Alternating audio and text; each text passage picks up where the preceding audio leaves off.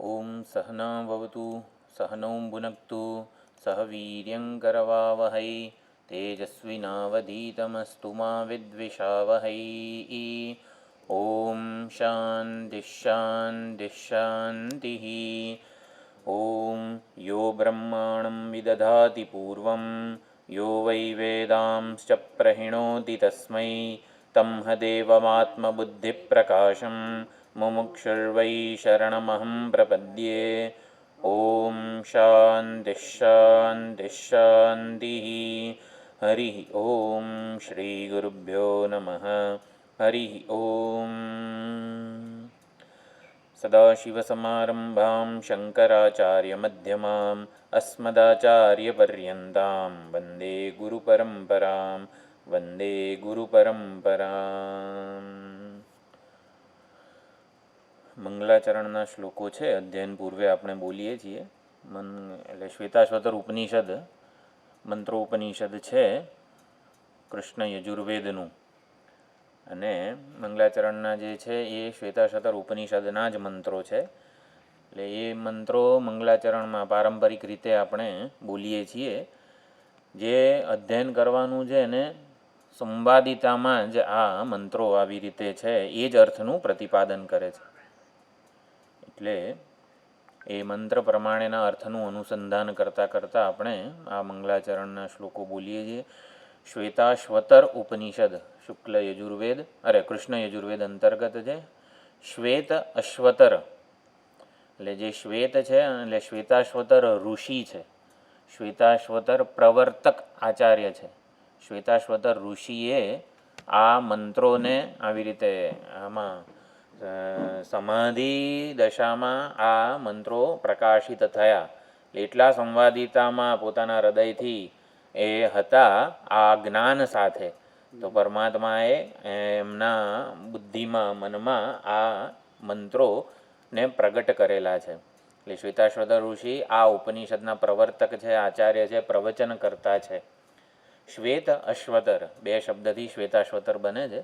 તો શ્વેત એટલે જે આવું જે નિર્મળ છે, કોઈ પ્રકારના ડાઘા મળ વગેરેથી રહિત છે, શુદ્ધ છે, શુદ્ધ સાત્વિક પ્રધાન એટલે સત્વગુણ હોય ત્યાં જ જ્ઞાન જે છે એ પ્રગટ થતું હોય. અને અશ્વતર એટલે અશ્વતર એટલે ઘોડા જેવી શક્તિમત્તા, ગતિશીલતા, કાર્યશીલતા જેની છે એને શ્વેતાશ્વતર કહેવાય છે. તો શ્વેતાશ્વતર ઋષિએ એમની પાસેથી જ આ જ્ઞાન પ્રગટ થયું છે. એમને પણ પ્રાર્થના કરેલી છે આમાં. તો એ મંગલાચરણ આપણે બોલીએ. તપઃ પ્રભાવાદ્દેવ પ્રસાદાચ્ચ બ્રહ્મ શ્વેતાશ્વતરોધ વિદ્વાન અત્યાશ્રમેભ્યઃ પરમં પવિત્રં પ્રોવાચ સમ્યગ્ ઋષિસંગજુષ્ટં યસ્ય દેવે પરા ભક્તિઃ યથા દેવે તથા ગુરૌ તસ્યૈતે કથિતા હ્યર્થાઃ પ્રકાશન્તે મહાત્મનઃ. શ્વેતાશ્વતર તે સ્વસ્તિ વેદશાખા પ્રવર્તિને બ્રહ્મજ્ઞાનં સ્વશાખોત્થમ ભિક્ષામ યચ્છાદ્યનો મુને. હે શ્વેતાશ્વતર ઋષિ, આપનું કલ્યાણ થાવ. વેદ શાખાના પ્રવર્તક એવા આપનું કલ્યાણ થાવ. શ્વેતાશ્વતર શાખામાં રહેલું બ્રહ્મજ્ઞાન અમને ભિક્ષા રૂપે આપ પીરસો. અમને ભિક્ષા જોઈએ છે, તો ભિક્ષામાં શ્વેતાશ્વતર શાખાના ઉપનિષદનું બ્રહ્મજ્ઞાન અમને જોઈએ છે. આ પ્રમાણે ત્યાં પ્રાર્થના કરેલી છે. તો શ્વેતાશ્વતર ઋષિને આપણે આ પ્રમાણે કીધું. અને હવે અત્યારે ચાલે છે વિષ્ણુ પુરાણ અંતર્ગત આખ્યાયિકા. તો વિષ્ણુ પુરાણમાં જડભરત રઘુગણ સંવાદ જે બહુ જ પ્રસિદ્ધ છે, શ્રીમદ ભાગવતમાં પણ એની ઉલ્લેખ થયેલો છે 5મા સ્કંધમાં. અદ્વૈત વેદાંતનું પ્રતિપાદન આ સંવાદમાં થયેલું છે. એટલે ભાગવત કથાકારો હોય અને આપણા વેદાંતના આચાર્યો હોય એ બહુ સુંદર રીતે આ સંવાદમાં જે બ્રહ્મજ્ઞાન, અદ્વૈત આત્મજ્ઞાન પીરસાયેલું છે, પરમાર્થ વસ્તુનું નિરૂપણ થયેલું છે, એને આવી રીતે સમજાવે છે. તો આપણે પાના નંબર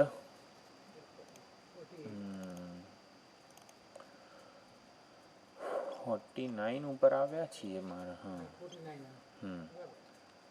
49મા પાના ઉપર કીધું, એક વિજ્ઞાન પ્રકાશ ચૈતન્ય પ્રકાશ જ સંપૂર્ણ નામ રૂપાત્મક દૃશ્ય રૂપે જણાય છે. એટલે વિજ્ઞાનમ એકમ નિજકર્મ ભેદ વિભિન્ન ચિત્તૈ બહુધા અભ્યુપેતમ. પોતાના કર્મો પ્રમાણે, એટલે પ્રોજેક્ટર હોય તો પ્રોજેક્ટરમાં છે તો એક પ્રકાશ જ, નિરંગ પ્રકાશ જે છે એ જ, પરંતુ પ્રોજેક્ટરમાં અંદર જે પ્રમાણેની ફિલ્મ હોય, પટ્ટી હોય, એ પ્રમાણેનો પ્રકાશ પડદા ઉપર દેખાય છે. એવી રીતે જગતમાં પણ એક ચૈતન્ય સ્વરૂપ પરમાત્મા જ છે, અને પ્રત્યેગાત્મ હૃદયસ્થ ચૈતન્ય સ્વરૂપ પરમાત્મા તો એક જ છે, અને એમાંથી જ આપણા કર્મો અને વાસનાઓ પ્રમાણે આપણને જગતનો અનુભવ થાય છે. આપણને જે અનુભવાય છે, આપણે જેની સાથે વ્યવહાર કરીએ છીએ, એ તો પરમાત્મા જ છે. પાપીને પરમાત્મા જ નરક રૂપે જણાય, પુણ્યશાળીને એ જ પરમાત્મા સ્વર્ગ રૂપે જણાય.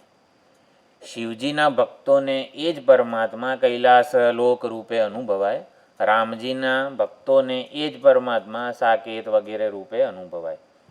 વિષ્ણુ ભગવાનના, કૃષ્ણ ભગવાનના, ગોલોક વગેરે એક જ પરમાત્મા છે. આપણે જોઈએ છીએ તો પ્રકાશ જ પ્રકાશ, ચૈતન્ય કે પરમાત્મા જ છે. આપણા સંસ્કાર, આપણી દ્રષ્ટિમાં શું છે, આપણી દ્રષ્ટિમાં પ્રાધાન્ય શેનું છે, એને એ પ્રમાણે દેખાય.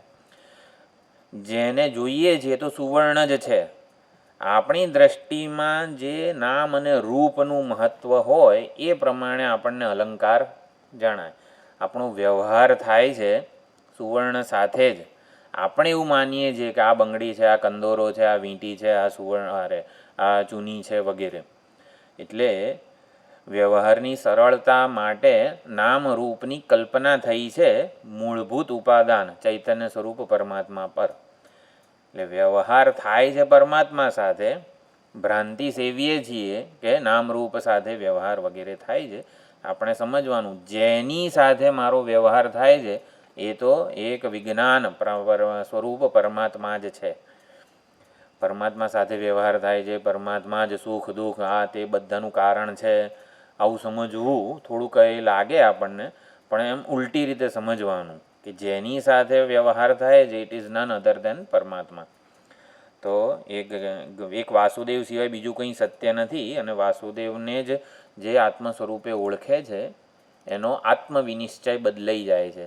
એટલે મારા વિશેનો જે નિશ્ચય છે એને સુધારવા માટે આપણે વેદાંત શ્રવણ વગેરે કરીએ છીએ.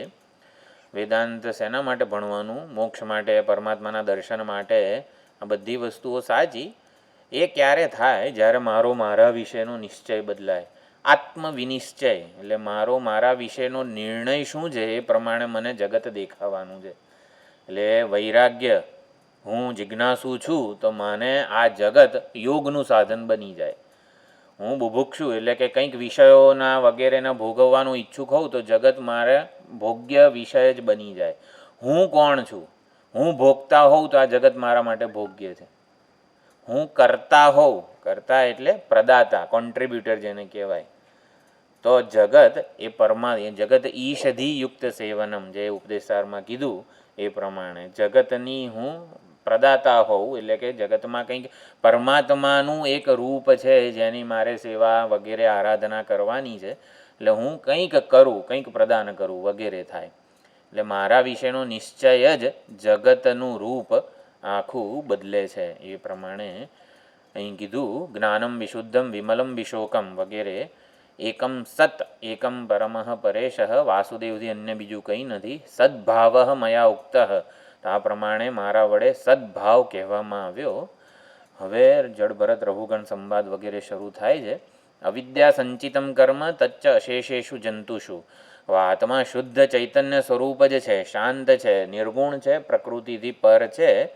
એમાં અવિદ્યા સંચિતમ કર્મ, અવિદ્યાને લીધે કર્મ કે કર્મના કારકો, કર્તા, કર્મ, કરણ, સંપ્રદાન, અપાદાન અને અધિકરણ, આ બધું અવિદ્યાને લીધે જણાય છે. તો એકમાત્ર સુવર્ણ તત્વ જ, પરંતુ એમાં અવિદ્યાને લીધે નામ રૂપ પ્રયોજન ઉપયોગ વ્યવહાર બધું જણાય છે.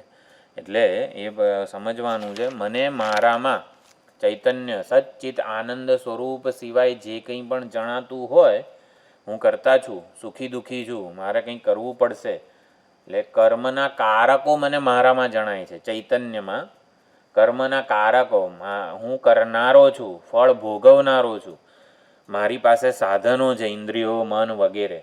આ કરણનો હું પ્રયોગતા છું. બધા સાધનોને હાથ વડે આમ તેમ બધું ગ્રહણ અને હેય અને ઉપાદેય વ્યવહાર કરું છું, પગ વડે ચાલું છું, આંખ વડે જોઉં છું, વાણી વડે બોલું છું. આ બધી જ વસ્તુઓ કર્મની જે છે ઘટકો, બધું મારામાં અવિદ્યાને લીધે જણાય છે, મારી સાચી ઓળખ નથી. તો કર્મને લીધે, કર્મ સાથે સંકળાયેલો હું નથી, તો જે કંઈ વ્યવહાર થઈ રહ્યો હોય એનો તો માત્ર હું પ્રકાશક છું. આ પ્રમાણે ચર્ચા ચાલે છે. તો જડભરત અને રહુગણ રાજા, રહુગણ રાજાની તો આખ્યાયિકા આપણને ખબર છે. જડભરત એટલે ભરત રાજા જે હતા, વેદ પૂર્વ પ્રમાણે એમણે જીવન જીવ્યું. તો વેદ પૂર્વમાં નૈતિકતા છે, મૂલ્યો છે વગેરે ઉપર પ્રાધાન્ય આપવામાં આવે, અને એ પ્રમાણે જ્યારે જીવન જીવ્યા હોઈએ ત્યારે વેદાંત પ્રતિપાદિત જે જીવન પદ્ધતિ છે, નિવૃત્તિપરાયણ જીવન જીવવાનો અધિકાર આપણને પ્રાપ્ત થાય છે. એટલે પ્રવૃત્તિ કેવી રીતે કરવી જેથી કલ્યાણ થાય એનું માર્ગદર્શન વેદ પૂર્વ આપે છે. પ્રવૃત્તિ કેવી રીતે કરવી જીવનમાં જેથી કલ્યાણ થાય એ વેદ પૂર્વ આપણને માર્ગદર્શન આપે છે. નિવૃત્તિ લઈ લઈએ પણ નિવૃત્તિ પચવી જોઈએ, એટલે કે નિવૃત્તિ કેવી રીતે પચાવીએ જેથી કલ્યાણ થાય, બંનેમાં કલ્યાણ મહત્ત્વનું છે. એટલે નિવૃત્તિને પચાવવા માટે પણ આપણામાં અધિકારીત્વ કે યોગ્યતા હોવી જોઈએ. તો એ કઈ રીતે પચે એનું માર્ગદર્શન વેદાંતમાં છે. એટલે વેદાંત જે છે, સંન્યસ્ય શ્રવણમ કુર્યાત એવું કીધું, સંન્યાસ લઈને શ્રવણ કરવું જોઈએ. તો સંન્યાસનો અર્થ આપણે બહુ સુંદર રીતે સમજ્યા છીએ. જેનાથી આ જગતની સત્યતાની ભ્રાંતિ દ્રઢ થાય એવા કર્મો છોડવા પડે, એવા સંબંધો છોડવા પડે કે હવે આ જગત સત્ય છે. એટલે જગત સત્ય ક્યારે હોય? જ્યારે હું ભોગતા હોઉં ને તો આ જગત મારા માટે સત્ય કહેવાય. એટલે મારામાં હું વિશેનો ખ્યાલ પણ બદલાય અને આ જગત વિશેનો ખ્યાલ બદલાય આ સંન્યાસ વગેરે માટે. એટલે જગતને સત્ય માનવું પડે એવા સર્વ સંકલ્પોનો ત્યાગ, એવા સર્વ કર્મોનો ત્યાગ, એવા સર્વ વિચારોનો ત્યાગ, આ બધું સંન્યાસ કહેવાય. જેને લીધે આ જગતને સત્ય માનવું પડે એવા સર્વ સંકલ્પો, વિચારો, કર્મો, ઈચ્છાઓ, સંબંધો, આ બધાનો ત્યાગ એટલે સંન્યાસ. ભરત રાજા જે છે આવી રીતે પોતાનો રાજ દરબાર પુત્રને સોંપીને વનમાં ગયા, એકાંત જીવન વેદાંત સંકલ્પ વેદાંતના જ્ઞાન પ્રમાણેનું જીવન જીવતા હતા. અને એમાં જે હરણ વગેરેની વાત આવે છે એ બધું સમજી શકાય જ છે. જડ ભરત એટલે ભરત રાજાની ભૂલ શું થઈ? તો હરણ બાળમાં જે એ આસક્ત થયા એટલે એમનું મન હરણ બાળને અનુસરવા લાગ્યું. હરણનું બચ્ચું જેવું કરે એવું એમનું મન કરતું હતું. એટલે હંમેશ માટે મનને એક એવો આધાર આપણે આપવો પડે કે જેને મન અનુસરે ને તો આપણું આવું પતન વગેરે ન થાય.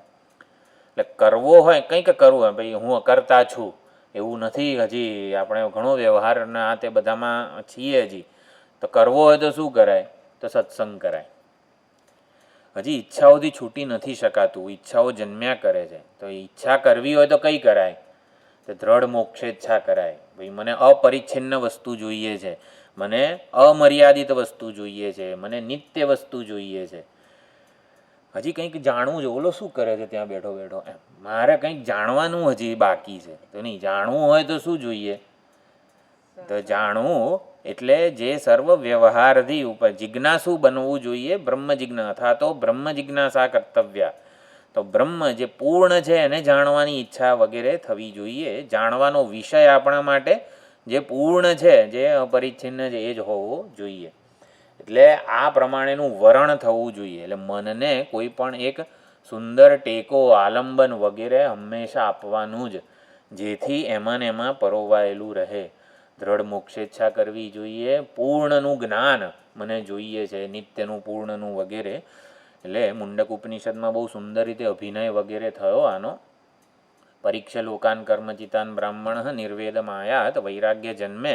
આ જગત જેવું છે એવું હકીકતમાં જણાતું નથી. કંઈક લોચો તો છે આ જગતને. જ્યારે જ્યારે જગતમાં વ્યવહાર થાય ત્યારે વૈરાગ્ય જન્મે. જગતનું સાચું રૂપ એટલે કે માયિક રૂપ છે, પરમાત્માનું માયિક રૂપ છે. જગતમાં જે કંઈ જણાય છે ને એ પરમાત્માનું માયિક રૂપ છે. અને એટલે એને સત્ય માનીને આપણે એની સાથે લાગણીઓ જોડવાની નથી. અલંકારો વગેરે હોય તો એની સાથે લાગણીઓ જોડવાની નથી. એટલે શું કે આ કંદોરો જો છે એ ચૂની કરતાં વધારે સારો કહેવાય ને. કંદોરો 5 તોલાનો હોય અને ચૂની 5 ગ્રામની હોય તો આપણને લાગણી કઈ જન્મે? 5 તોલાનો હશે જ કંદોરો જે હોય તો આપણને વધારે મૂલ્યવાન લાગે. એ મને મળી જાય તો સારું વગેરે. આપણને એવું લાગે કે એનાથી વધારે મારામાં વૃદ્ધિ થશે. હા, એટલે વજન હિસાબે આપણે કદાચ એવું સમજતા હોઈએ, પણ તત્વતઃ એમ આપણે જેની સાથે જેને ચૂની મળી અને આપણને કંદોરો મળ્યો તો આ આપણામાં તત્વતઃ બેઉમાં કોઈ ફરક રહેલો નથી. એટલે મનને હંમેશા જે આલંબન એક મૂળ વિશ્વસનીય વસ્તુનું રહે એવો પ્રયત્ન જિજ્ઞાસુએ કરવો જોઈએ. તો અને જે કંઈ પણ વ્યવહાર થાય છે એ વ્યવહાર જેમ ભગવદ્ ગીતામાં ભગવાને કીધું અર્જુનને કે તું નહીં હોય ને તોય આ બધા ભીષ્મ, દ્રોણ, જયદ્રથ, કર્ણ બધાને મેં મારી જ નાખ્યા છે.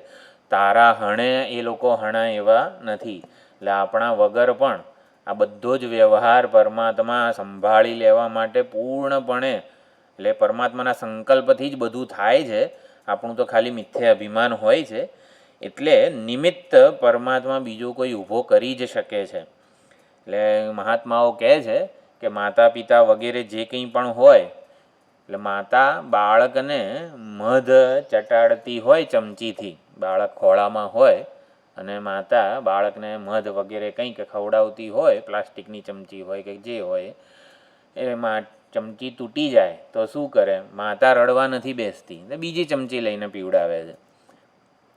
એવી જ રીતે અથવા બાળક આમ તેમ બધું બહુ હલતું કરતું હોય, ચમચી પડી જાય તો ઊભી થઈને બીજી ચમચી લઈને મધ ચટાડે છે.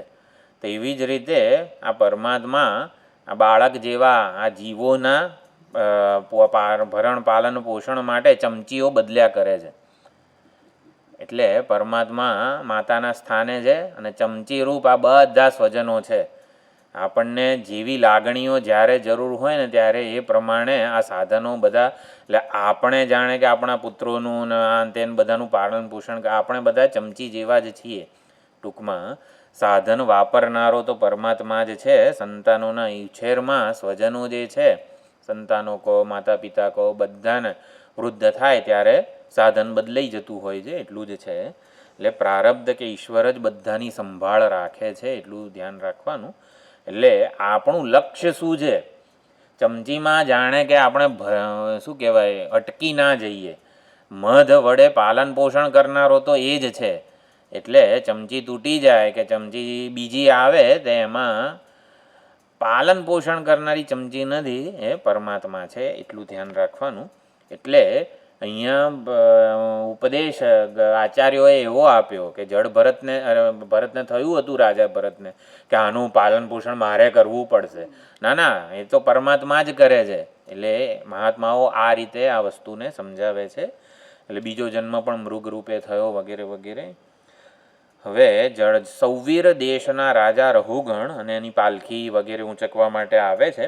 હવે એ બધા જે સંવાદો જે છે ને એ ભાગવતમાંથી આપણે વાંચી શકીએ છીએ. પરંતુ હવે રાજા રહુગણ જડ ભરતને કહે છે એટલે સરખી પાલખી ઊંચકને. સરખી રીતે કેમ નથી ઉપાડતા? આટલો મોટો હૃષ્ટપૃષ્ટ છે. હવે જડ ભરતજી વગેરે હતા એ વખતે એમનું સ્વાસ્થ્ય સારું હતું, આટલો હૃષ્ટપુષ્ટ છે તો સરખી રીતે પાલખી ઊંચકને, એવું રહુગણ જડ ભરતને કહે છે. એ જડ ભરત હવે સીધો પારમાર્થિક સત્તામાં જ ઉપદેશ આપે છે કે પાલખીનો ભાર રહુગણ તમને એવું લાગે છે તમને અમારો ખભો ઊંચકે છે, પરંતુ અમારો ખભો કોણે ઊંચકેલો છે? તો મારો ખભો આ શરીરે ઊંચકેલો છે, શરીરનો ભાર કોણ ઊંચકે છે? તો કે પૃથ્વી ઊંચકે છે. અને પૃથ્વીનો ભાર કોણ ઊંચકે છે? તો કે પરમાત્મા ઊંચકે છે. અને પરમાત્માને પૃથ્વીનો ભાર લાગતો નથી. એટલે કે કોઈનો ભાર આવી રીતે ઊંચકતું નથી. આમ પારમાર્થિક સત્તામાં જ સંવાદ કરે છે. આવો જ સંવાદ બીજે ક્યાંય જોવા મળે છે? આમ બધું આમ પારમાર્થિક આપણને કંઈ ખ્યાલ હોય તો આમ પારમાર્થિક સત્તામાં જ આમ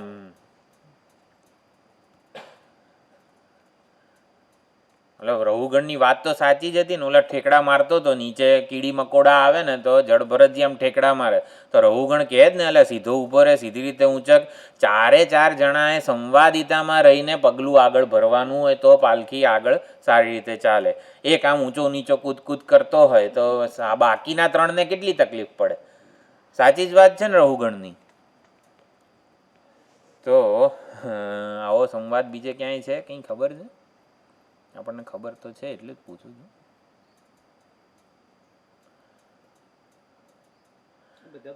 કાશ હા બધા ભક્તોની ચર્ચામાં એ જ આવે છે ને કે ભાઈ તું જે કરે છે ઘણા બધા ભક્તો એટલે આત્મતત્વ ચૈતન્યના દ્રષ્ટિકોણથી જડ ભરત જવાબ આપે છે અને દેહાદી ઉપાધિની સ્તરે રહીને રઘુગણ પ્રશ્નો પૂછે છે.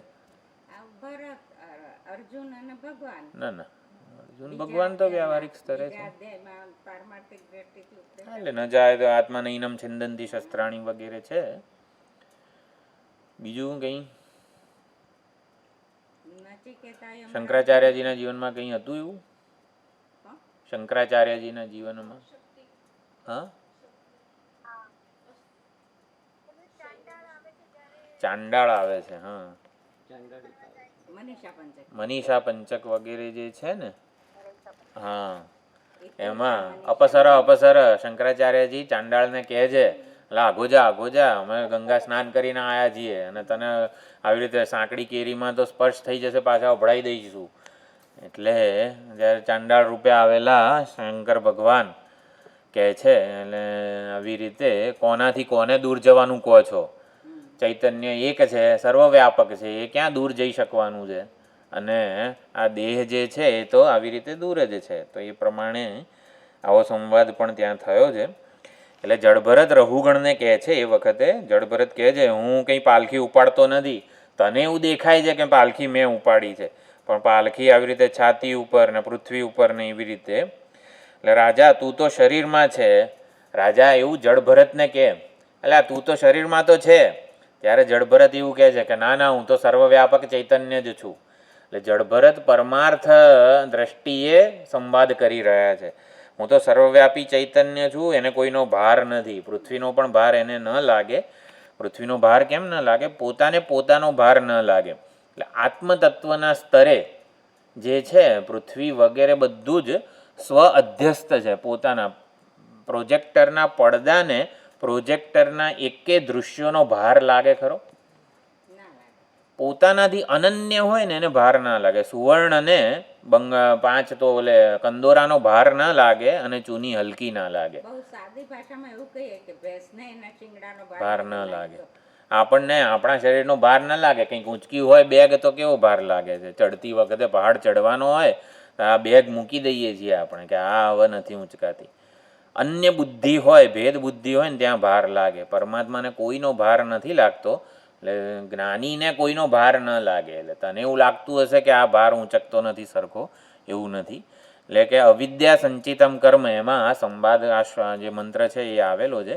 અવિદ્યા વડે કલ્પાયેલા છે કર્મો ચૈતન્યમાં. પ્રકૃત્યૈવ હિ કર્માણી ક્રિયમાણાની સર્વશ અહંકાર વિમૂઢાત્મા કર્તાહમિતિ મન્યતે. તો અનંત પરમાત્મા જે છે એને અવિદ્યાને લીધે આ બધા કર્મો એમાં જણાઈ રહ્યા છે. આત્મસન્નિધિમાં બધું થાય છે. અવિદ્યાની ભ્રાંતિને લીધે આત્મામાં કર્મોનો સંચય, કર્મો કરનારો, એટલે રઘુગણ કે સરખી રીતે પાલખી ઊંચક વગેરે, આ બધા કર્મો જે છે પોતાનામાં ચૈતન્યમાં પોતાનામાં અવિદ્યાને લીધે જણાય છે. આપણે ઘણીવાર વિચાર કર્યો છે, હું બોલું છું, તમે સાંભળો છો, આ વ્યવહાર થઈ જ રહ્યો છે ને. એટલે બોલનારો, એટલે અવિદ્યા ક્યાં આવી આમાં? બોલનારો જડે એવો નથી, સાંભળનારો જડે એવો નથી. એ તો ભ્રાંતિ જ છે. બોલનારો, બોલવાની ક્રિયાનો માલિક, બોલવાની ક્રિયાનો યશ લેનાર હકીકતમાં અવિદ્યા કલ્પિત છે, સાચો નથી. એટલે બોલનારો જડે એવો નથી. ચૈતન્યની સન્નિધિમાં મનમાં વિચારો પ્રગટ થાય છે અને એ વિચારોને આવી રીતે સમષ્ટિ પ્રારબ્ધ અંતર્ગત વાણી પ્રગટ કરે છે. એટલે બોલનારો, બોલવાની ક્રિયાનો માલિક કોઈ નથી, સાંભળવાની ક્રિયાનો માલિક કોઈ નથી, અવિદ્યા કલ્પિત છે. અવિદ્યાને લીધે આપણને એમ લાગે છે કે હું બોલું છું ને હું સાંભળું છું. આપણો બધો વ્યવહાર ભ્રામક છે, અધ્યાસમૂલક છે, સાચો નથી. અને માટે એને મહત્વ ન આપવાની સ્વતંત્રતા છે. કોઈક બોલી ગયું, આપણને આવું થયું વગેરે, તો એમાં એને સત્યતા આપવાની સ્વતંત્રતા ચૈતન્યને છે. કારણ કે ચૈતન્યમાં એ બધો વ્યવહાર અધ્યારોપિત છે. તો અહંકાર વગેરે શરીરાદિ સંઘાતમાં બેસીને આપણને એવું લાગે છે કે હું કંઈક કરું છું, અને શરીરમાં જ બેસીને એવું કહી હવે હું કંઈ નહીં કરું, હવે હું રિટાયર છું. એટલે આપણે શરીરમાં રહીને હું કરીશ કે હું નહીં કરું એ સંકલ્પો બંને અવિદ્યા કલ્પિત છે. એના કરતાં કર્મ કરવાની સંભાવના જેમાં રહેલી છે અને કર્મ ન કરવાની, હવે હું કંઈ નહીં કરું, રિટાયર છું, કર્મ ન કરવાના સંકલ્પો પણ જેમાં રહેલા છે એવી ઉપાધિને છોડવાની છે. કર્મો છોડવાના નથી. કર્મો છોડવાના એટલા અગત્યના નથી. કર્મો કરવાની સ્વતંત્ર સ્વભાવ જેનો છે એવી ઉપાધિને આપણે છોડવાની છે. એટલે કે એમાંથી તાદાત્મ્ય આપણે સંકેલી લેવાનું છે. એના માટે વેદાંત શ્રવણ વગેરે છે. કર્મો કરવાની સંભાવના જેમાં છે, સ્વભાવ જેનો છે એવી ઉપાધિને છોડવાની છે. અને કર્મ ન કરવાના સંકલ્પો પણ જેમાં જન્મે છે એવી ઉપાધિને, મનને, સૂક્ષ્મ શરીરને આપણે આત્મતયા છોડવાના છે. એટલે યથાર્થ સમજ જે છે આ શરીરાદિ સંઘાતથી ઉપર ઉઠીને સમજવાનું છે કે હું નિષ્કળ સ્વરૂપ છું, નિષ્ક્રિય સ્વરૂપ છું, નિર્ગુણ પ્રકૃતે પરઃ એવું કીધું. આત્મા શુદ્ધ અક્ષર શાંત, પ્રવૃદ્ધિ અને અપચય, વૃદ્ધિ ક્ષય વગેરે કર્મના લીધે મારામાં થતા નથી. કર્મ કરવાથી મારામાં કોઈ વૃદ્ધિ નથી, મારા મહિમામાં કોઈ વૃદ્ધિ નથી થતી. ચૈતન્ય કંઈક સુંદર એનો મહિમા થાય એવું કંઈ નથી. અને કર્મ ન કરવાને લીધે લોકો કેવું કહેશે કંઈ કરતો નથી, એટલે કર્મ ન કરવાને લીધે મહિમા ઓછો થાય એવું પણ નથી. એકસ્ય અખિલ જંતુ શું, અખિલ સંપૂર્ણ જંતુ જીવોમાં એક જ આત્મા છે. સર્વ જીવોમાં બોલનારો ચૈતન્ય એક જ છે, સાંભળનારું ચૈતન્ય એક જ છે. એટલે એમાં પ્રવૃત્તિ ઉપચય વગેરે નથી.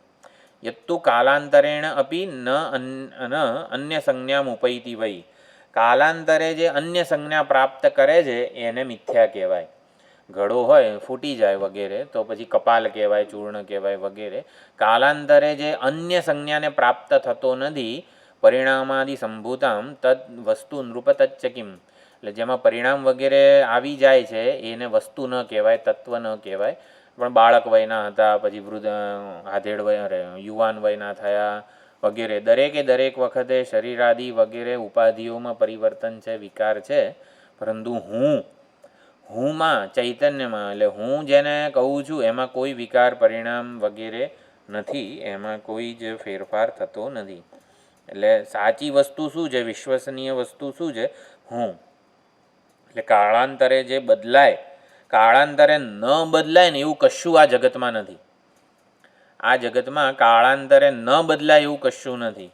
જગતને જોનારો, જાણનારો, ઉપલબ્ધ કરનારો જે છે ને એમાં જ આખું જગત આવી રીતે જણાઈ રહ્યું છે, બદલાઈ રહ્યું છે. બધા પરિવર્તનોનો આધાર જે છે ને એ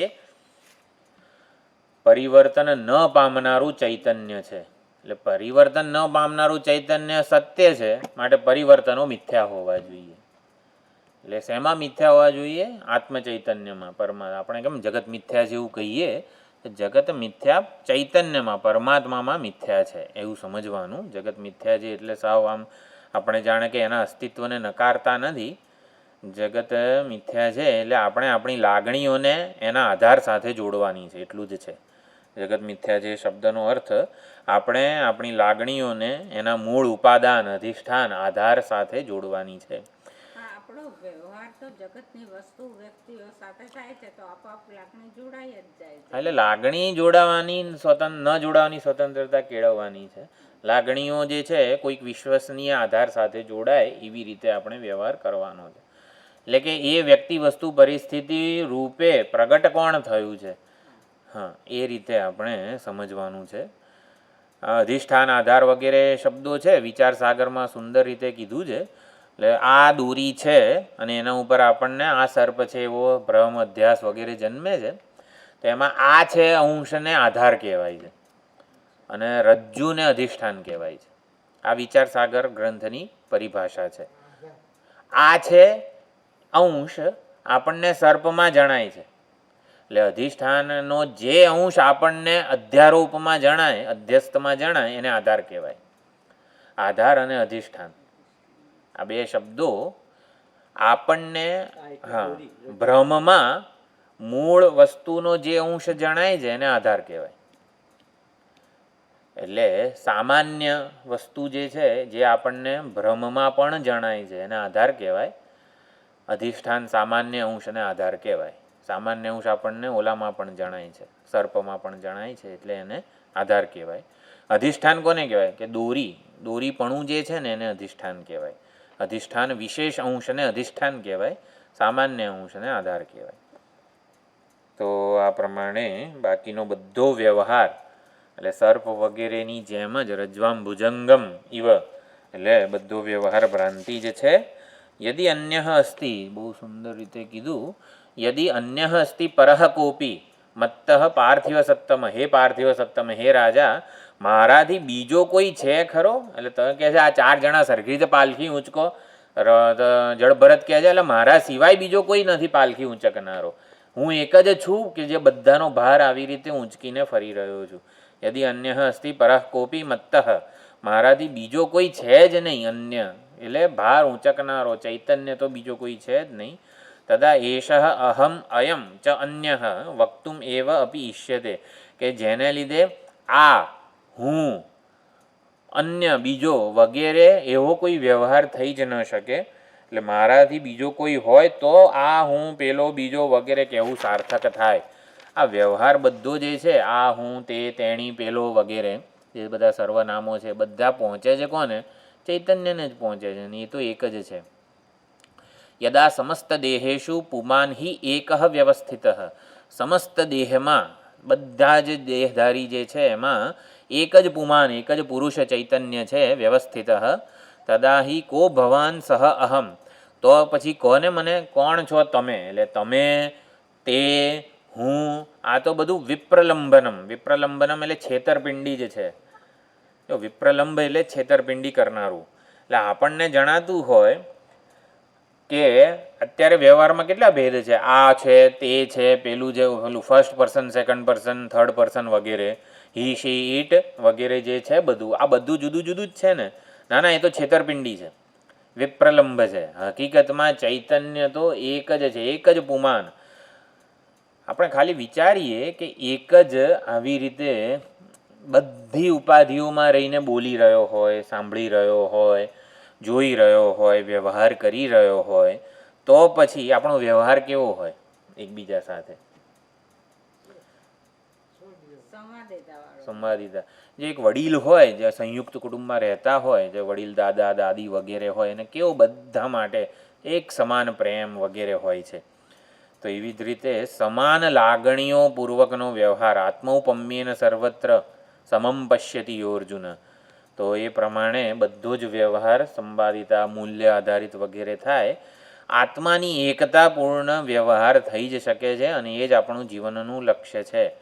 આપણે વ્યવહાર આવી રીતે આત્માની એકતાપૂર્વક જ થાય. શરૂઆતમાં હું ભક્ત છું અને આવી રીતે ભગવાન સાથે વ્યવહાર કરી રહ્યો છું એવી ભાવના હોય, એવી ભાવના ધીમે ધીમે દ્રઢ થતાં આવી રીતે એક જ ચૈતન્ય આત્મા જે છે એનું આપણે અભ્યાસ થઈ શકે છે. એટલે હું આત્મચૈતન્યથી જુદો બીજો કંઈ જ નથી, હું, તું, પેલો બધો વ્યવહાર આવી રીતે ભ્રાંતિ જ છે. યદા સમસ્ત વગેરે, હા, એટલે છેતરપિંડી. હા, વ્યવહારમાં તો એકચ્યુઅલી આમ જોવા જઈએ તો એ ધારો કે કોઈ કામ વાળો છે કામ ખરાબ કરતો તો આપણે કહીએ કે તું સારી રીતે કામ કર નથી સારું કરતો એમ્પ્લોય કરવો છે કોઈ તો તું એની સ્કિલ જોઉં કે એને કેટલી આવડત છે એ વખતે તો હું એમ નથી જોતો કે આ ચૈતન્ય જ છે તો હા એટલે એમાં ડિફરન્સ એટલે વ્યવહારમાં તો આપણે એ જ રીતે જતા હા રહીએ એને ધમકાવવાનો હોય નોકર વગેરેને હલા હરખો થાય કચરો વળો બરોબર કર એ બધું ધમકાઈને જ કરવાનું. જે વ્યવહારના નિયમો જે જો વ્યવહાર મિથ્યા છે વગેરે એક જ ચૈતન્ય છે બધામાં આવું કહીએ ને જ્યારે ત્યારે આ માત્ર આપણે જે છે ને અર્જુનને એમ જ કે યુદ્ધ કર પેલો એને મારી જ નાખ્યું નારીને હા એવું જ કીધું ને. એટલે ધર્મ વ્યવહારે ભાટ્ટનય કુમારીલ ભટ્ટ વગેરે પૂર્વ મીમાંસા વેદ પૂર્વના મૂલ્યો આધારે વ્યવહાર થાય હકીકતમાં. એટલે આપણે કોઈને આવી રીતે જો સાઇટ કોન્ટ્રાક્ટર હોય તો બધા મજૂરો સાથે કેવી રીતે એ લોકો બોલતા હોય છે એટલે કે પ્રેમથી હા બેટા તું સરખું કર એવું કે કોઈ કાકો કરે નહીં એવી રીતે એને તો ધાપ ધમકીને આન તેન બધું બોલીને જ એની એ લોકો જોડે વ્યવહાર થતો હોય છે. સભાનતાપૂર્વક ડેલિબરેટ એક્શન જેને કહેવાય. એટલે જ્ઞાન જીવંત બનાવવું હોય તો ડેલિબરેટ વ્યવહાર કરવો પડે. આપણાથી બોલાઈ જાય અને આપણે બોલીએ, ખવાઈ જાય અને ખાઈએ. તો ભૂખ લાગે ત્યારે ખવાઈ જાય એક વસ્તુ છે અને આપણે સંકલ્પ હવે ખાઈ પી ગયો સમય થયો છે ખાવું પડશે અથવા ખાઈએ. એટલે આપણે કરતા બનીએ, ડેલિબરેટ બનીએ એમ કે આપણને થકી જાણે કે આ બધું કાર્યકરણ સંઘાત વગેરેને આપણે વાપરનારા હોઈએ. વાણી આપણને વાપરે એવું નહીં, હું વાણીને વાપરું એટલી સભાનતા ધીમે. એટલે પ્રાતઃકાળે થોડુંક આવો અભ્યાસ કરેલો હોય ને તો પછી વ્યવહાર જે છે ને એનો દોષ આપણને ન લાગે. વ્યવહારમાં છે ને કર્તૃત્વનું અભિમાન સૌથી પહેલાં હું કરું છું એનાથી બચવાનું છે અને કર્મનું ફળ મળે ઓલો એ કર્યું જ નહીં ને આ બધો કચરો એમનો એમ રાખ્યો છે ત્યારે આપણે ક્ષમા વગેરે જે કંઈ છે આપણે અને ત્યાં સુધી આપણે એ પ્રમાણે કરીએ. ના થાય તો પછી દરેક માણસનો સ્વભાવ વગેરે સ્વીકારીએ આપણે અને કરાવવાનું તો કરાવવાનું જ એમ. એટલે જે યોગ્ય હોય એ તો કરવાનું જ. કારણ કે મિથ્યા કોને કહેવાય જે બધું આમ શું અધ્ધરતાલ હોય અથવા કાયદો વ્યવસ્થા ન હોય એને મિથ્યા કહેવાય એવું જાણે કે આપણને એવું લાગે છે. મિથ્યામાં જ કાયદાઓ હોય, મિથ્યામાં જ સુવ્યવસ્થિત હોય ને એ મિથ્યા હોય એમ. એટલે ભગવાનની રચના આ જગત છે એટલું કાયદામાં છે, એટલું સુવ્યવસ્થિત છે એટલે જ મિથ્યા છે, એટલે જ મિથ્યા છે. એટલે આ સમજવાનું મિથ્યા શબ્દનો અર્થ હકીકતમાં શું છે એમ. આપણને લાગે મિથ્યા છે એટલે બધું જેમ તેમ કરીએ તો ચાલે એમ. ના ના એવું નથી. કર્મ અને કર્મના ફળની વ્યવસ્થા આમ નિશંક છે. કોઈ પ્રકારની કોઈ આમ તેમ એમાં ઓલો વાંધા વચકા કે એવું કશું કાઢી શકાય એવું નથી. સુવ્યવસ્થિત છે, કાયદાપૂર્ણ છે અને માટે જ મિથ્યા છે એમ. એટલે કંઈક જુદી રીતે સમજવાનું છે મિથ્યા શબ્દને. સ્વપ્નમાં બધું જ કેવું સુવ્યવસ્થિત થાય છે ને અને છતાં પણ મિથ્યા છે. એટલે મિથ્યા કયા એંગલથી કીધેલું છે જગતને, શેના માટે કીધું છે મિથ્યા છે? અનિત્ય છે, સ્વતંત્ર અસ્તિત્વ નથી, અનિત્ય તો ભલે ને રહ્યું ચૈતન્ય પર આધારિત, પરિવર્તનશીલ છે, વિકાર આવે છે.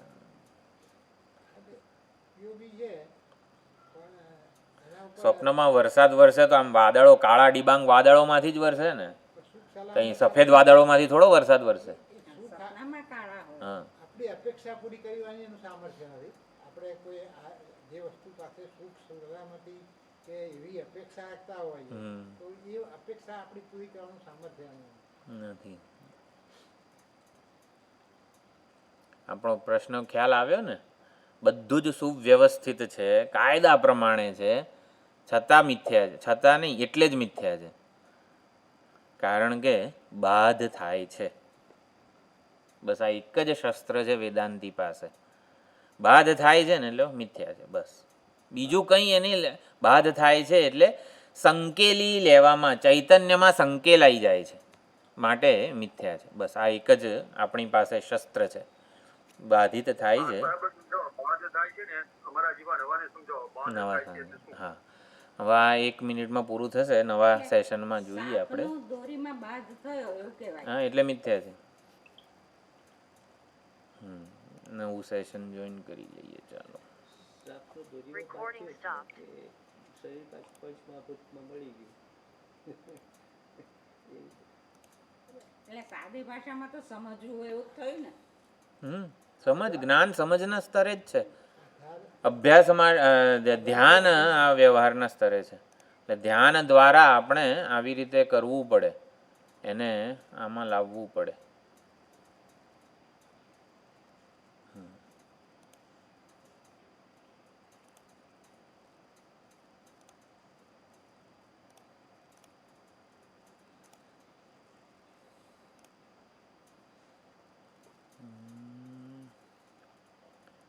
મારે એક યુઝરમાંથી બીજા યુઝરમાં જવું પડે. હા, ઓકે. લિંક તો મોકલી દઉં પણ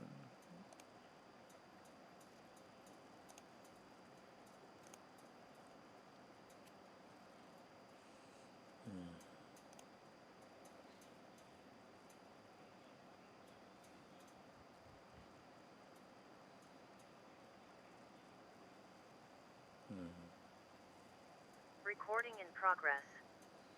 આપણને જગતનો વ્યવહાર અને જગતમાં જે અનુભવો થાય છે, ભૂખ, તરસ, સુખ, દુઃખ વગેરે, એટલું બધું સજ્જડ લાગે છે, સાચું લાગે છે, પ્રભાવિત કરનારું લાગે છે. We are afflicted by this situations. આપણામાં એ પ્રમાણેના અનુરૂપ પ્રતિભાવો જન્મે છે, પ્રત્યાઘાતો જન્મે છે. એટલા માટે એવું લાગે કે આ બધું ઠોસ છે, નક્કર છે, સાચું છે. પરંતુ વેદાંત કહે છે આવી જ વ્યવસ્થા સ્વપ્નમાં પણ હોય છે, છતાં સ્વપ્ન સંકેલાઈ જાય છે, સ્વપ્નનો બાધ થાય છે, માટે આ મિથ્યા છે. સંપૂર્ણ વ્યવહાર અને વ્યવહારના અનુભવો, આ બધી વસ્તુઓ બાધ થાય છે. બાધ થાય છે એટલે સંકેલાઈ જાય છે ચૈતન્યમાં. સાપ મિથ્યા છે કારણ કે દોરીમાં એનો બાધ થાય છે, અથવા તો દોરીના જ્ઞાન કાળે એ એની સત્યતા ગુમાવી બેસે છે. એટલે જગતની સત્યતા એ ભ્રાંતિ માત્ર છે, સત્યતાનો ભ્રમ છે ખાલી. એ ભ્રમ સંકેલાય છે અને વ્યવહાર થાય છે જ્ઞાની દ્વારા. બાધ થવો એટલે આપણને લાગે છે કે આમ સ્વપ્નમાંથી જાગીએ ત્યારે આમ રહેતું જ નથી, એને બાધ કીધો. બરોબર? તો બાધનો એ અર્થ નથી. બાધનો અર્થ શું છે? સત્યતાનો ભ્રમ ખરી પડે છે. ખરી પડવો એટલે શું? સ્વપ્નમાં લોટરી લાગી હોય તો એ કશા પૈસા આપણા ગજવામાં આવતા નથી જાગીએ ત્યારે. બરાબર? એટલે સ્વપ્નનું કશું આવતું નથી, માટે બાદ થાય છે, મિથ્યા છે. એટલે સત્યતા રહેતી નથી, એનું કોઈ પ્રયોજન સિદ્ધ થતું નથી એ જગતથી. એટલે જાગ્રત જગતથી પણ, જાગ્રત જગતના વ્યવહારો, અનુભવો, પ્રત્યાઘાતો, આ બધી વસ્તુઓ એના મૂળ ઉપાદાનમાં સંકેલાઈ જાય છે ને, માટે મિથ્યા છે. આંખ બંધ કરું તો મારા માટે કયા રંગ અને રૂપ છે?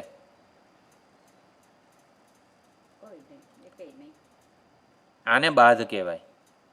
હું કાન બંધ કરું તો કયો સંગીત અને ઓલું જે બધું ઢાંગ ઢંગ ઢૂંગ બધું ચાલતું હોય એ બધું, હું કાન બંધ કરું તો મારા માટે કયો ધ્વનિ છે, શબ્દ છે? આને બાધ કહેવાય. એટલે મારી સભાનતાને હું સંકેલી લઉં ત્યારે જે પોતે જણાઈ ન શકે, જે પોતે અનુભવાઈ ન શકે, એને ભ્રમ કહેવાય, મિથ્યા કહેવાય, બાધિત થયું ગયું કહેવાય.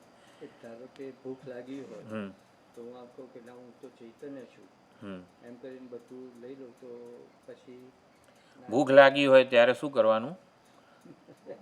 બરોબર? વ્યવહારિક સ્તરે ભૂખ લાગી છે તો વ્યવહારિક સ્તરે એનો ઉપાય કરવાનો. હા, બરોબર. વ્યવહારિક સ્તરે ઉપયોગ કરવાનો. દરેક સેકન્ડે તો વ્યવહાર કરવાનો જ જીવીએ છીએ. તો કંઈથી મારે ત્યાં જવું તો ના છે, તો આત્મજ્ઞાન વિશે મારે ઘરે ક્યાં જવાની જરૂર છે? હું તો સર્વે વ્યાપક જ છું, ક્લાસમાં આવવાની શું જરૂર છે? બરોબર. ક્ષણે ક્ષણે તો એવું વિચારીએ તો આપણે ક્ષણે ક્ષણે વ્યવહારિક જ જીવન જીવીએ છીએ ખરેખર. તો આ બળ પત્યો સાંભળ્યું એ પછી તો પછી વિચાર હવે મારે ક્યાં જવાનું છે, મારે ખાવાનું છે, હવે આ કરવાનું છે, મારે કપડાં પહેરવાનું છે, ઇસ્ત્રી કરવાની છે, આની તૈયારી કરવામાં ટ્રેનમાં જવાનું તો એની ટિકિટ લેવી પડશે. હા, લેવી જ પડે. એટલે ક્ષણે ક્ષણે તો પછી એ જ જિંદગી એ જ જીવન ક્ષણે જીવન. ક્ષણે.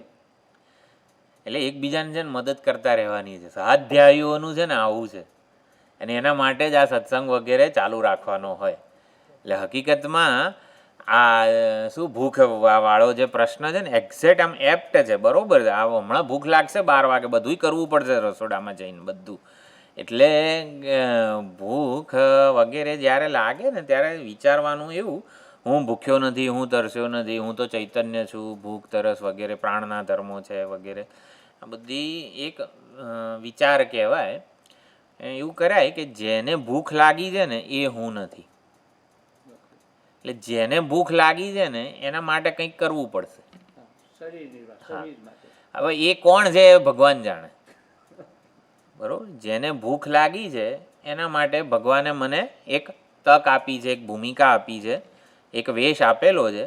તો ભગવાન પ્રસન્ન થાય ને એવો હું વેશને અનુરૂપ અભિનય કરું. એટલે વ્યવહાર કાળે ભક્ત બની જવાનું. ભગવાને મને આ વેશ, આ તક આપેલી છે, તો એ વેશનો એવો સુંદર સદુપયોગ કરું ને કે ભગવાન પ્રસન્ન થાય અને ભગવાન મને આ વેશમાંથી છૂટવાની પૂર્ણ તક ઊભી કરી આપે. એટલે વ્યવહાર કાળે વેશ બની જાય. વેશને આપણે આ રીતે વેશ બુદ્ધિ લાવવાની છે આ ઉપાધિમાં. એટલે વ્યવહાર વેદાંતની સમજથી ઉપાધિમાં વેશ બુદ્ધિ આવે છે, એવું છે. આ એક ખાસ સમજ. જેને ભૂખ લાગી છે ને એ હું નથી, જેને લાગી છે ને એના માટે પરમાત્માએ મને એક વેશ, એક તક, એક અભિનયનો નાટકમાં આપણને એક પાત્ર આપેલું છે. તો ભાઈ એ પાત્ર ગમે તેમ ભજવું એના કરતાં ડાયરેક્ટરને સારું લાગે, ડાયરેક્ટર પ્રસન્ન થાય એવી રીતે હું પાત્ર ભજવું. એટલે હું ભૂખ્યો નથી, હું તરસ્યો નથી એવું નહીં. જેને ભૂખ લાગી છે ને એ હું નથી.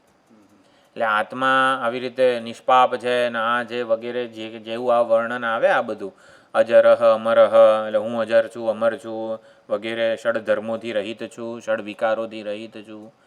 એટલે જેમાં ષડ વિકારો રહેલા છે એ હું નથી, જેમાં ષડ ઉર્મિઓ રહેલી છે એ હું નથી વગેરે. એટલે સ્થૂળ શરીર, સૂક્ષ્મ શરીર ઉપાધિનો ધર્મ છે, ઉપાધિનો સ્વભાવ છે. અને ભૂખ અને તરસ ઉપાધિમાં કોઈ દોષ નથી. ભૂખ અને તરસ ચૈતન્યમાં માનવા એને દોષ કીધેલો છે. ભૂખ અને તરસ ઉપાધિમાં રહે તો એ તો એનો સ્વભાવ છે, એને દોષ નથી કીધા. એટલે આ પ્રમાણે થોડોક વિચાર કરી શકાય. હા, એટલે હવે અહીંયા રઘુગણ રાજાને કહે છે વસ્તુ. લોક વ્યવહારમાં જેને વસ્તુ, તું રાજા છે, હું પાલખી ઊંચકનારો, ભાર ઊંચકનારો વગેરે છું, આ બધું તો એક ચૈતન્ય જ છે. એટલે તું પોતાને રાજા માનતો હોય તો એ પણ એક સંકલ્પ, એટલે કે ઓલું પ્રોજેક્ટરના સ્ક્રીન જેવું જ છે, વિજ્ઞાન જ છે. હકીકતમાં ચૈતન્ય પ્રકાશ જ એક વૃત્તિ એવી છે કે હું રાજા છું. એટલે રાજાનું અસ્તિત્વ શું છે? રઘુગણનું અસ્તિત્વ રાજા તરીકે શું છે? વૃત્તિ રૂપ જ છે. અને તું પાલખી ઊંચકનારો વગેરે રાજા માનતો હોય તો એ પણ વૃત્તિ રૂપ છે. રાજાપણું હંમેશા રહેતું નથી. જે હંમેશા ન રહે ને એ આવી રીતે મિથ્યા કહેવાય, અથવા તો સાચું તત્વ કે વસ્તુ ન કહેવાય. એટલે રાજાપણું હંમેશા રહેતું નથી. સત્ય જે હંમેશા રહે છે એ તો ચૈતન્ય પરમાત્મા જે છે એ પ્રમાણે. બીજી બધી વસ્તુઓ કર્મ પ્રમાણે, સંસ્કાર પ્રમાણે થતું હોય છે. તો હવે આગળ એવું કહે છે કે આ સત્યના દર્શન કોને થાય? તો બીજું બધું જે કીધું એ વિપ્રલંબનમ. એટલે તું, તે, હું, આ બધી વસ્તુઓ છે એ બધું વિપ્રલંબન છે, છેતરપિંડી છે. તોમ રાજા શિબિકા ચ ઇયમ, તું રાજા છે, શિબિકા એટલે પાલખી, આ પાલખી છે. વયમ વાહાહા, અમે 4 જણ પાલખી ઊંચકનારા છીએ, પુરસ્સરાહા આગળ ચાલનારા છીએ. અયમ ચ ભવતો લોક, આ તારું આ રાજ્ય છે. આ બધી જ વસ્તુઓ ન સત, આ બધી જ વસ્તુઓ પારમાર્થિક રીતે સત્ય નથી. ત્વયા ઉચ્યતે, આ બધું તારા વડે જે કહેવાયું છે પારમાર્થિક રીતે કશું સાચું નથી. વસ્તુ રાજા ઇતિ યત લોકે યચ્ચ રાજ ભટાત્મકમ, કે આ લોકમાં રાજા, હે રાજા, આ લોકમાં રાજ ભટ્ટ, ભટ્ટ એટલે સૈનિક વગેરે, આ બધું જે છે નૃપત્વમ ચ અને રાજાપણું, બધી વસ્તુઓમાં એ બધું જ સંકલ્પનામયમ, સંકલ્પપૂર્વક જ તું રાજા છે, સંકલ્પપૂર્વક જ અમે બધા આવી રીતે પાલખી ઊંચકનારા છીએ. વસ્તુ રૂપે અમે નથી આવી રીતે પાલખી ઊંચકનારા કે એમ. એટલે અનાશી પરમાર્થશ્ચ પ્રાજ્ઞૈ અભ્યુપગમ્યતે. પ્રાજ્ઞ એટલે અહીંયા પ્રાજ્ઞનો અર્થ વિદ્વાન, મહાત્મા, એટલે કે જે આત્મતત્વને જાણનારો છે, પંડિત વગેરે પ્રાજ્ઞ થયેલો છે. એટલે એક જ ચૈતન્યને જે આવી રીતે જાણે છે, અનાશી પરમાર્થતઃ, પારમાર્થિક વસ્તુ તો એક ચૈતન્ય જ છે અને એનો નાશ નથી, એની કોઈ આવી રીતે વિકાર પરિણામ પરિવર્તન કશું નથી, એવું એ જાણે છે. પરમાર્થતસ્તુ ભૂપાલ સંક્ષેપાત શ્રૂયતામ મમ. મારી પાસેથી પરમાર્થ વસ્તુનું તું હે ભૂપાલ, હે રાજા, સંક્ષેપમાં સાંભળી લે. એકો વ્યાપી સમઃ શુદ્ધ. એક ચૈતન્ય જ સર્વવ્યાપી છે, સમાન છે, શુદ્ધ છે, નિર્ગુણ છે, પ્રકૃતિથી પર છે, જન્મ વૃદ્ધ્યાદિ રહિત, જન્મને વૃદ્ધિથી રહિત છે, સર્વગત છે, આત્મા છે, અવ્યય છે. પરજ્ઞાનમય સદ્ભિ. તો એ પરમ જ્ઞાન સ્વરૂપ છે, સદ્ભિ વિદ્વાનો વડે, નામ જાત્યાદિભિ, નામ જાતિ વગેરે, જાતિ ક્રિયા ગુણ નામ વગેરે જે છે એ બધાથી જાણવામાં આવે છે. તો નામ જાત્યાદિભિ ન યોગવાન ન યુક્ત અભૂત. હે પાર્થિવ યોક્ષ્યતે. હા, જો આ બહુ સુંદર વસ્તુ છે આ શ્લોકમાં. જાત્યાદિભિ નામભિ ન યોગવાન. તો એ ચૈતન્ય સ્વરૂપ પરમાત્માનો નામ સાથે, જાતિ સાથે, વર્ણ આશ્રમ વગેરે સાથે, કર્મો સાથે ન યોગવાન, કોઈ સંબંધ થયો નથી. ન યુક્ત એટલે એ સંબંધ, યોગવાન એટલે જોડાઈ શકે એવો નથી, ન યુક્ત જોડાયો પણ નથી. અને નૈવ પાર્થિવ યોક્ષ્યતે. હે પાર્થિવ, હે રાજા, યોક્ષ્યતે એટલે ભવિષ્યમાં પણ જોડાઈ શકશે નહીં. નામ જાતિ, જો આપણા નામ સાથે કેટલું તાદાત્મ્ય છે, જાતિ સાથે, વર્ણ કે આશ્રમ સાથે, આપણી વ્યક્તિગત ઇન્ડિવિજ્યુઅલિટી, આપણી વ્યક્તિત્વ વગેરે સાથે આપણું કેટલું તાદાત્મ્ય છે. અહીંયા રઘુગણને જડભરતજી કહે છે કે આ ચૈતન્ય સ્વરૂપ પરમાત્માનો આ નામ જાતિ વગેરે વ્યક્તિત્વના અંશ સાથે, ઉપાધિ સાથે ન યોગવાન એટલે કે સંબંધ થઈ શકે એવોય નથી, ન યુક્ત હકીકતમાં આપણા નામ સાથે, જાતિ, શરીર, ઉપાધિ કે ઉપાધિના ધર્મો, કર્મો, અવસ્થાઓ સાથે હકીકતે કોઈ સંબંધ થયો નથી. જો સંબંધ થયો હોત ને તો સુષુપ્તિમાં જતાં આપણને બહુ ત્રાસ થાત. એટલે છોડવાનું હોય તો કેવો ત્રાસ થાય. છોડવાનું હોય તો આમ જાણે કે આપણે પણ સુષુપ્તિમાં જતી વખતે બહુ આપણે ઉત્સાહિત હોઈએ છીએ, આમ સુષુપ્તિની રાહ જોઈએ છીએ, ક્યારે આ દેહને છોડું, ક્યારે મારા વ્યક્તિત્વને છોડું, ક્યારે આ ભારને છોડું, ક્યારે આ કર્મોને છોડું. એમ એવી રીતે જીવ બધી વસ્તુઓમાંથી તાદાત્મ્ય સંકેલે છે અને પોતાના મૂળ સ્વરૂપ પરમાત્મા સાથે બાથ ભીડીને એ સૂવે છે. તો એ જ બતાવે છે કે જેને છોડવા માટે હું આટલો ઉત્સાહિત છું એ જ મારું સાચું સ્વરૂપ હોઈ શકે છે. એટલે ન યોગવાન ન યુક્ત ન યોક્ષ્યતે. યોક્ષ્યતે એ ઓલું છે યુજ ધાતુ, યોગ વગેરે જે શબ્દ છે, યુજ ધાતુનું કયું કહેવાય રૂપ, ભવિષ્યકાળનું રૂપ છે. યોક્ષ્યતે એટલે પરમાત્માનો એની સાથે કોઈ સંબંધ ચૈતન્યનો થયો જ નથી. હા, એટલે આવી જ વસ્તુ અષ્ટાવક્ર ગીતામાં બહુ વાર કહેવામાં આવી છે કે હું એક ચૈતન્ય શું છે, કાં બધું જ મારું છે કાં કશું જ મારું નથી વગેરે જે બધા શબ્દો હોય છે. એટલે ખાલી પ્રકાશવા માત્રથી જ, દેહને જાણવા માત્રથી, જો આ દેહ હું થઈ જતો હોઉં, દેહને જાણું છું ને, સુષુપ્તિમાં નથી જાણતો માટે હું દેહ નથી. અને જાગ્રતમાં શું છે, આ દેહ હા તો પથારીમાં જ પડ્યો છે.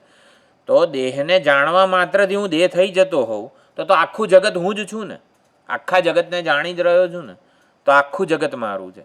અને દેહને જાણવા માત્રથી કંઈ હું દેહ ન હોઉં તો આખું જગતને જાણું જ છું, માટે મારું કશું જ નથી.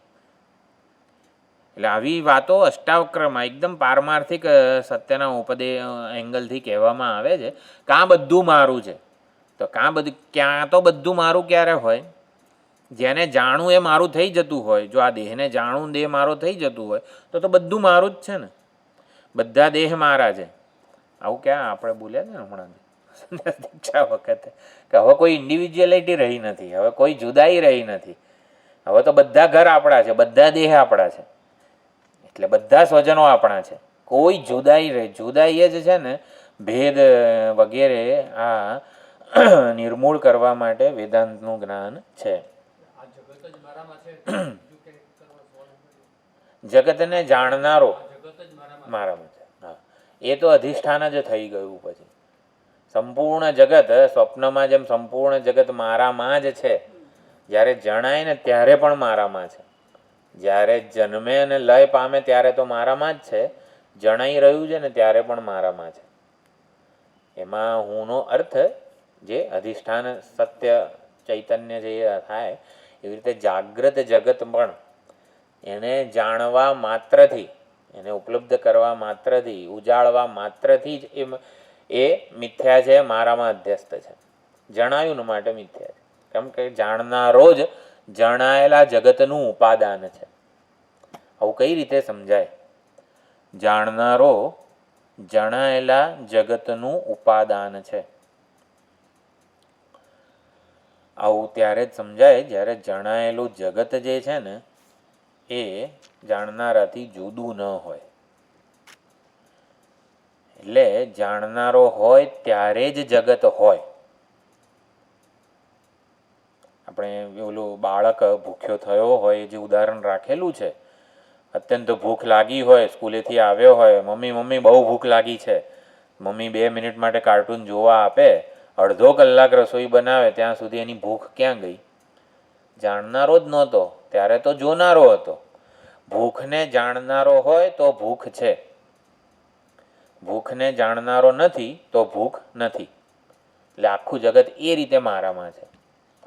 એટલે જગતને એટલે એમાંથી સભાનતાને સંકેલવાની પૂર્ણ સ્વતંત્રતા ચૈતન્યને છે. પૂર્ણ સ્વતંત્રતા. આને જગતને રિઝોલ્વ કર્યું કહેવાય. રિઝોલ્વ કરવાનું. એટલે આપણો નિશ્ચય જે છે ને એવું આ જગત છે. એટલે આત્મવિનિશ્ચયની ઘણા ક્લાસમાં ચર્ચા થઈ. મારા વિશેનો નિશ્ચય શું છે એ પ્રમાણે જ આપણને આ જગત અથવા તો પરમાત્મા જણાય છે. શરૂઆતમાં જ કીધું, પાપીને પરમાત્મા જ નરક રૂપે જણાય, પુણ્યશાળીને પરમાત્મા જ સ્વર્ગ રૂપે જણાય, શિવજીના ભક્તને પરમાત્મા જ કૈલાસ લોક રૂપે જણાય. એટલે આપણો વિનિશ્ચય, આપણો પોતાનો જે નિશ્ચય છે આપણા વિશેનો કેવો છે એ પ્રમાણે આપણને જગત જણાય છે. એટલે એકો વ્યાપી એક જ પરમાત્મા છે, અનાશી પરમાત્મા વગેરે કીધું. સંક્ષેપમાં હે પરમાર્થ વસ્તુનું તું સાંભળ રાજા, એક ચૈતન્ય પ્રકાશ જ નિર્ગુણ વગેરે જન્મ મૃત્યુથી પર છે એવું કીધું. સાચો સંબંધ નામ જાતિ ગુણ વર્ણ આશ્રમ સાથે થયો જ નથી. એટલે ઉપાધિના સ્તરે વ્યવહાર ખોટો કલ્પાય છે. ઉપાધિના સ્તરે વ્યવહાર આવી રીતે ખોટો કલ્પાય છે. નામવાળો જાતિવાળો હું મને માનતો હોઉં તો એ કામ ચલાવું જેને કહેવાય ઓળખ છે. એટલે સાચો સંયોગ થયો જ નથી. અને મારા કે બીજા બધાના દેહ સાથે એક જ પ્રકારનો સંયોગ સંબંધ છે એવું અહીં કહે છે. જો એક જુદા જ પ્રકારનું. તસ્ય આત્મ પરદેહેશુ, તસ્ય એટલે જે આ પરમ જ્ઞાનમય જે આત્મા શુદ્ધ સર્વગત વગેરે છે એનો આત્મ પરદેહેશુ, આ દેહ સાથે અને બીજા બધા દેહ સાથે સંયોગ એક એવ યત, એક જ સંયોગ છે. જો એક બહુ સુંદર આ વસ્તુ કીધી. સૂર્યનો 100 ડોલ હોય અને એમાં પાણી હોય તો 100 પ્રતિબિંબ પડે, તો સૂર્યનો એ પાણી સાથે સંયોગ કેવો છે? આમ થોડો આ ડોલમાં વધારે, આ ડોલમાં ઓછો, એવો છે. પણ આ ડોલમાં ચોખ્ખો દેખાય છે અને આ ડોલમાં હલતો દેખાય છે. માધ્યમની મર્યાદા છે. માધ્યમની મર્યાદા છે. તો આ રીતે સમજી શકાય. આમ પરમાત્મા લાગે ને આવો પક્ષપાતી છે, જો એને કેવું બધું આપ્યું, આપણને ના આપ્યું વગેરે. સૂર્ય સમાન જ છે પરમાત્મા, બધી ઉપાધિમાં સમાન રીતે સંયોગ છે, સમાન રીતે ઉપલબ્ધ થયો છે. બધી ઉપાધિમાં એક સરખો મિથ્યા છે સંયોગ. બધી જ ઉપાધિમાં પરમાત્માનો એક જ સંયોગ, એક જ પ્રકારનો સંયોગ છે. એટલે અહીં થોડો વધારે, અહીં થોડો ઓછો વગેરે, અહીં અળખામણો અને અહીં વહાલો, એવો નથી પરમાત્માનો સંયોગ. આશારામભાઈ, બીજું કોઈ ઉદાહરણ?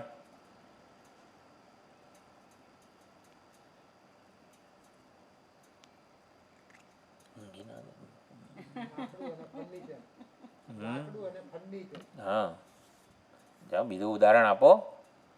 એક જ પ્રકારનો સંયોગ છે. ક્યાંય પરમાત્મા વાલોય નથી, અળખામણોય નથી. જળ કમળ છાંડી જાનેવાળા એમાં છે ને, બેઉ નાગપત્નીઓ કહે છે કે મારી માતાના 2 સંતાનો, એમાં તું અળખામણો છે લાદ કે તને અહીં નાગ પાસે મોકલ્યો? પરમાત્મા એક અળખામણો હોય અને એક વાલો હોય એવું છે કંઈ? પરમાત્માનો બધી ઉપાધિ સાથે એક જ પ્રકારનો સંયોગ છે. અધ્યસ્ત છે, મિથ્યા છે, ભ્રામક છે. સાચો સંયોગ. હા, ભગવાન બધી જ ગોપીઓને પોતાની પાસે જ માને છે કે આ કૃષ્ણ મારી પાસે જ છે. વેણુનાદ દ્વારા ભગવાને દરેકે દરેક કરોડો અબજો ગોપીઓ હતી, દરેકને વેણુનાદ દ્વારા પોતાનું નામ સંભળાયેલું છે કે ભગવાન મને બોલાવે છે. કરોડોની કરોડો ગોપીઓ હતી, ભગવાને તો વેણુનાદ કર્યો પણ દરેકને પોતાનું નામ સંભળાયેલું હતું.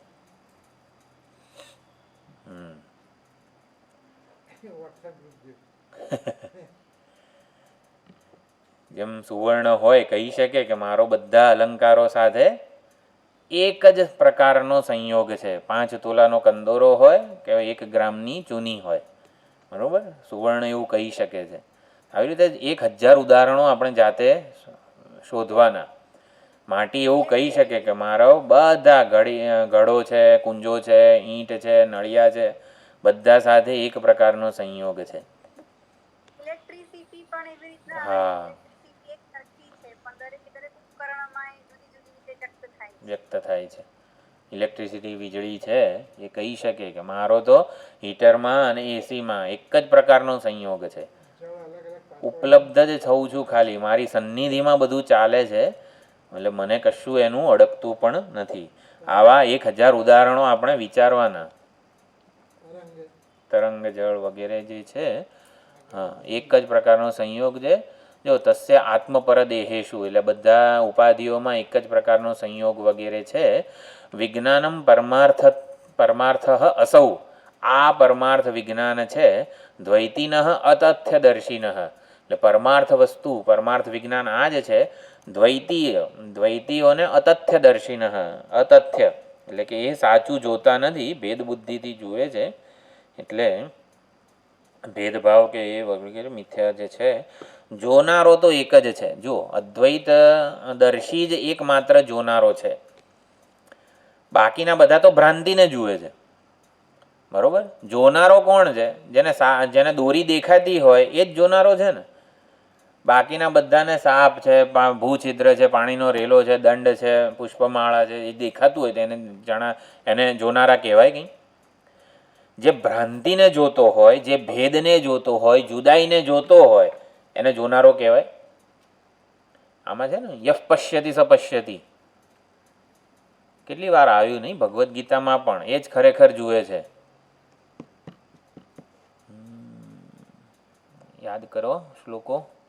17મા અધ્યાયમાં 6થો શ્લોક.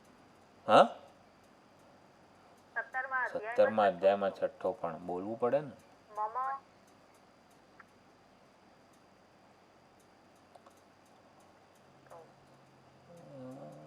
17મા અધ્યાયમાં,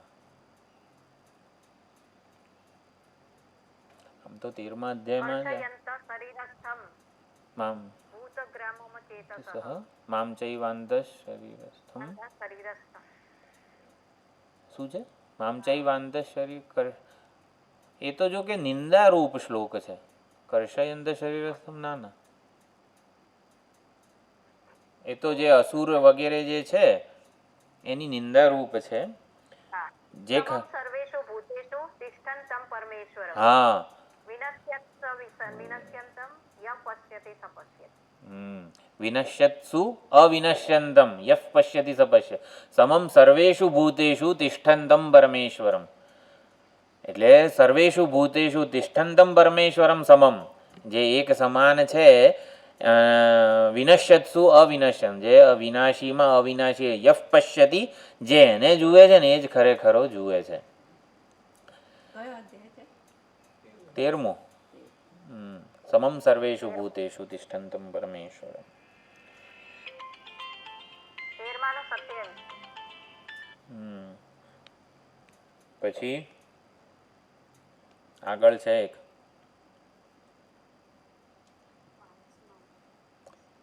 29મો શ્લોક. હા પ્રકૃત્યૈવ ચ કર્માણિ આખો બોલો સરસ રીતે. ક્રિયમાણાનિ ચ સર્વશઃ યઃ પશ્યતિ તથાત્માનમ અકર્તારમ સ પશ્યતિ. યઃ પશ્યતિ સ પશ્યતિ. પ્રકૃત્યૈવ હિ કર્માણિ ક્રિયમાણાની સર્વશઃ. પ્રકૃતિ વડે જ આ કર્મો થાય છે, બોલાય છે, સંભળાય છે બધું. યઃ પશ્યતિ તથાત્માનમ અકર્તારમ. પ્રકૃતિ વડે થતા કર્મોમાં પણ જે આત્માને અકર્તા રૂપે જુએ છે ને એ જ ખરેખરું જુએ છે. કર્મણ્ય કર્મયઃ પશ્યેત અકર્મણિ ચ કર્મયઃ.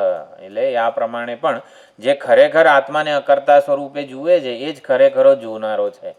દોરીને જે જુએ છે એને જ જોનારો કહેવાય ને. બાકીના બધા તો ભ્રમને જુએ છે, ભ્રાંતિને જુએ છે.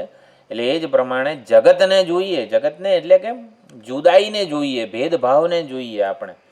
ત્યારે આ પ્રમાણે એ ભ્રાંતદર્શી છે. દ્વૈતવાદીઓ અતથ્યદર્શી છે, ભ્રાંતદર્શી છે. તો એ સમજાવવા માટે આ બહુ સુંદર કીધું. વિજ્ઞાનમ પરમાર્થતઃ દ્વૈતિનઃ અતથ્યદર્શિનઃ. આટલે સુધી આવ્યું. હવે આ જે છે ને આ ખંડ બદલાય છે એમાં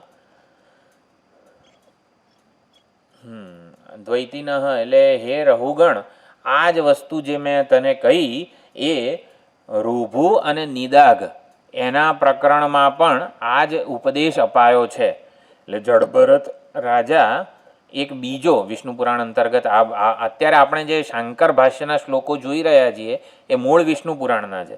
વિષ્ણુ પુરાણમાં જડભરત રહુગણ સંવાદ છે અને એમાં જડભરત રાજા યાદ કરે છે રૂભુ અને નિદાઘને, વચ્ચે થયેલા સંવાદને.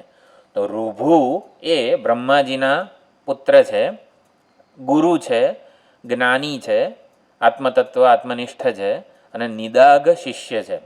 રૂભુ અને નિદાઘની કોઈને કંઈ ખબર છે? રૂભુ અને નિદાઘ નામ પરિચિત છે. રૂભુ અને નિદાઘ. નિદાઘના કાકા રાવણ થાય. એટલે પુલસ્ત્ય ઋષિ, એના પુત્ર વિશ્વશ્રવા ઋષિ અને એનો પુત્ર રાવણ. અને રાવણની માતા કૈકસી. એટલે વિશ્વશ્રવા તો ઋષિકુળના જ હતા, બ્રાહ્મણ, પણ માતા જે કૈકસી હતી એ રાક્ષસ કુળની હતી.